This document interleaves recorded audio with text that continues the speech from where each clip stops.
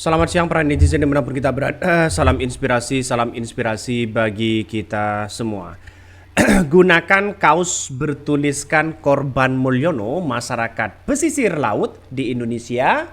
Demo tolak ekspor pasir laut. Wow, ngeri-ngeri sedap ternyata ya. Kabarnya ya penjualan dari Korban Mulyono ini ya kaos ya yang bertuliskan Korban Mulyono ini ternyata laku begitu ya sampai berapa juta begitu kan ya. Lakunya di situ. Akibatnya ya Korban Mulyono ternyata banyak pengikutnya.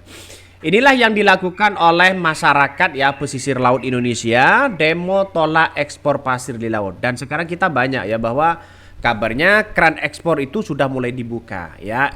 Keran ekspor pasir mulai dibuka. Jadi dengan adanya seperti ini masyarakat ya mengatakan bahwa kita tahu bahwa persoalan-persoalan sekarang ini ya yang namanya politik Jokowi begitu kan, pasti orang-orang menganggap bahwa ya Jokowi harus diadili dalam artian bahwa begitu banyak ya kasus-kasus yang kemudian yang terjadi selama ini di kepemimpinan dari seorang Jokowi, mulai dari korupsi, tambang ilegal dan sebagainya.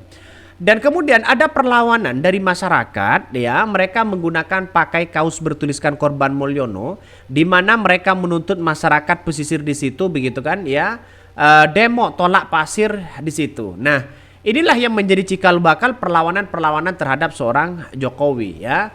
Rakyat 20% sebelum dikurangi suara PKS, PKB dan Nasdem, emang nggak lain. Ini komentar-komentar dari netizen. Siapa yang mendanai bikin kaos itu? Nah, di online banyak begitu kan ya. Di online banyak begitu. Ini artinya oposisi cerdas. Ini di online banyak. Kabarnya di online itu sampai laku ya banyak sehingga pendapatannya ya semuanya dari keseluruhannya mencapai 50 juta kabarnya begitu kan ya dari orang yang menjual itu. Nah, banyak sekali orang-orang memang memakai Korban Mulyono. Saya juga tertarik ini begitu kan ya. Saya juga tertarik ini. Rasanya saya ingin membeli ini. Nah, ya pas buat konten nanti pakai itu ya. Tapi ya inilah politik yang ada ya. Makanya saya berharap bahwa ya apapun yang kemudian dilakukan kalau bermasalah ilegal itu tidak boleh begitu kan. Apalagi nantinya hanya memperkaya segelintir orang. Ya kita lihat saja orang-orang yang punya bisnis besar pasti setujulah dengan kayak begituan. Tapi orang-orang yang begitu tidak punya bisnis tapi bisa saja begitu minta seperti Pak Yusril ya kabarnya sudah ada pembicaraan soal masalah tambang ini. Nah, kita tahu bahwa apakah Yusril juga akan minta atau bagaimana? Gunakan kaos bertuliskan Korban Mulyono, masyarakat pesisir laut di Indonesia, demo tolak ekspor pasir laut. Ini harus benar-benar ditolak begitu, kasihan masyarakat. Masyarakat pesisir laut di Indonesia menggunakan kaos bertuliskan Korban Mulyono melakukan aksi unjuk rasa di lapangan kantor Kementerian Kelautan dan Perikanan KKP yang disebut merupakan respon dari aturan ekspor pasir laut yang kembali dibuka setelah 20 tahun dilarang.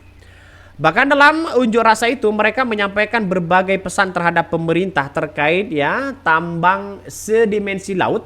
KKP tidak berhutang ya, yang akan berhutang banyaknya kalian.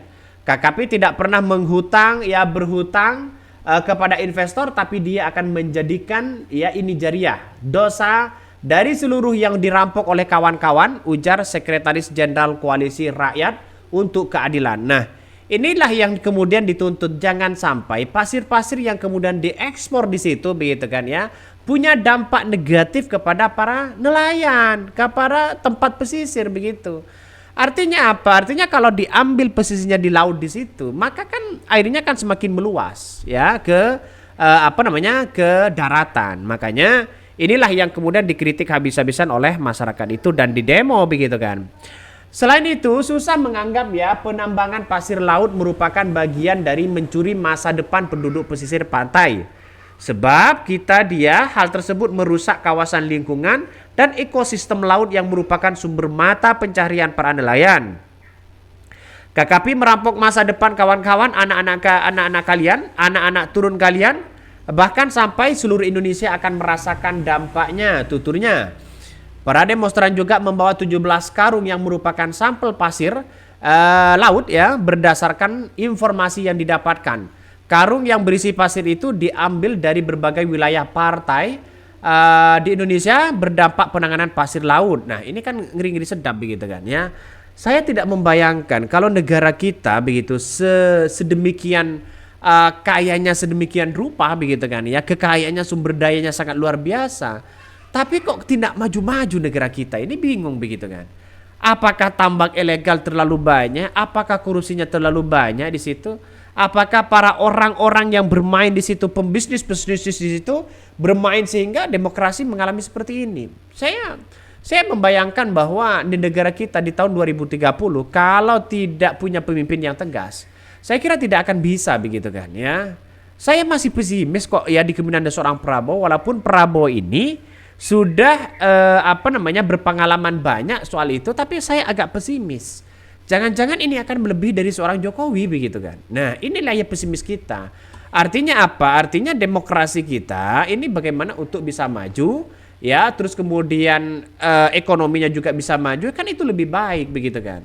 Ya, dengan adanya seperti ini Prabowo harus menutup ini semua ya. Jangan dikasih izin lagi ya dengan adanya pasir-pasir seperti ini. Para demonstran juga membawa 17 karung. Unjuk rasa yang dilakukan di depan kantor KPP merupakan perwakilan dari masyarakat pesisir dari berbagai provinsi Indonesia. Susan mengatakan perwakilan itu terdiri dari 10 provinsi yang turut hadir dalam unjuk rasa itu. Kata ya, kita mengumpulkan kawan-kawan semua dari 10 provinsi di Indonesia. Ada dari Aceh, Medan, Lampung, Jawa Barat, Jawa Tengah, Jakarta, dan Pulau Seribu. Ada dari Sulawesi, Maluku. Kawan-kawan yang terdiri hari ini menjadi wajah ya paling jujur bagaimana rakusnya rezim ini. Nah, ini kan kita lihat saja begitu kan. Artinya apa? Artinya kan ini menjadi tamparan keras ya, menjadi tamparan keras kepada siapapun.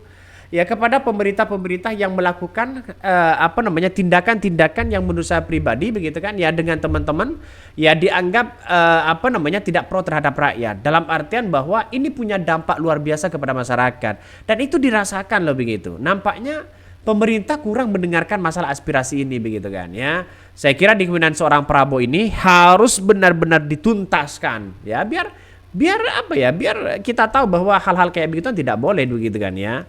Jadi saya kira orang-orang sekarang ini menganggap bahwa nggak ada masalah, diambil saja, nggak masalah. Ini bukan masalah itu, tapi yang justru yang kaya yang semakin kaya, yang miskin semakin miskin begitu. Makanya dengan adanya seperti ini masyarakat harus benar-benar bersatu ya, memahami, dan ini ekosistemnya semakin buruk lah.